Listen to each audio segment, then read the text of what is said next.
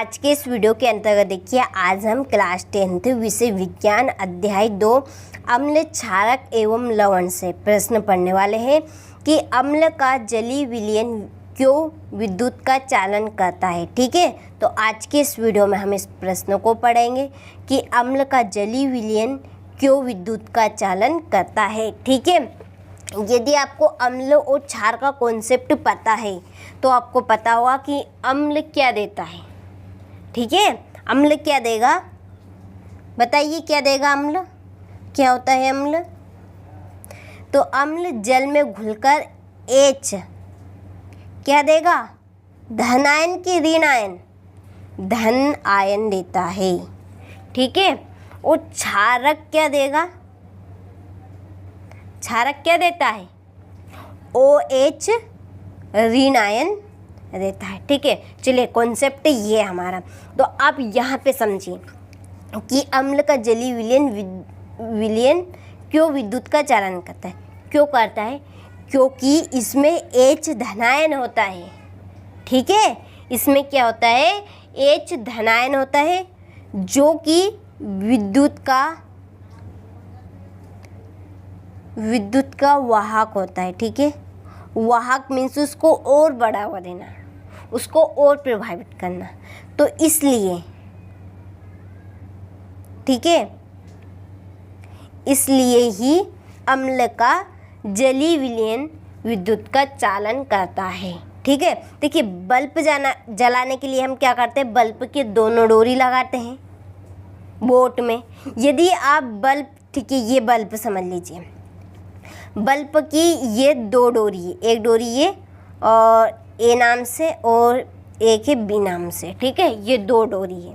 यदि आप, ये बोट है, ठीक है, ये बोट समझ लीजिए, इस बोट पे यदि आप इस वाली डोरी को लगाएंगे, ये वाली, क्या बल्ब जलेगा, नहीं जलेगा। और आपने ये डोरी भी लगा दी और ये भी लगा दी तो क्या बल्ब जलेगा, जी हाँ जलेगा। क्यों जलेगा, क्योंकि इस डोरी में धनायन है और इस डोरी में ऋण आयन है। ठीक है, तो करंट उत्पन्न करने के लिए हमें एक तो धनायन और एक ऋण आयन, ठीक है, इन दोनों की ज़रूरत पड़ती है। तो जब आप ये दोनों डोरी लगाएंगे तब जाकर हमारा बल्ब चालू होगा। ठीक है, ये प्रैक्टिकली आप देख सकते हैं। तो देखिए इसी वजह से अम्ल का जलीय विलयन विद्युत का चालन करता है, क्योंकि अम्ल में H धनायन होता है जो कि विद्युत का एक हिस्सा है। ठीक है, हिस्सा है, ये विद्युत का वाहक, यानी कि इसको और बढ़ावा देने के लिए देखिए हम ये तार नहीं लगाएंगे तो हमारा बल्ब जलेगा ही नहीं।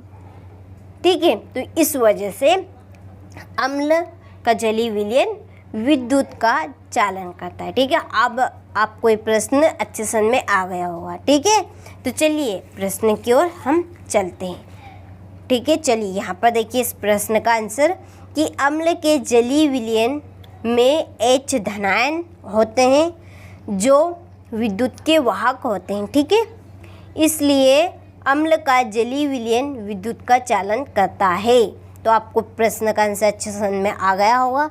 कॉन्सेप्ट को आप ध्यान में रखिए कि अम्ल है जो H धनायन देंगे और क्षारक है वहाँ OH ऋण आयन देंगे। ठीक है, तो अम्ल के जलीय विलयन में H धनायन होते हैं जो कि विद्युत के वाहक होते हैं। ठीक है, आप समझ लीजिए कि ये विद्युत का एक हिस्सा है, H धनायन, ठीक है, विद्युत के वाहक होते हैं, इसलिए अम्ल का जलीय विलयन विद्युत का चालन करता है।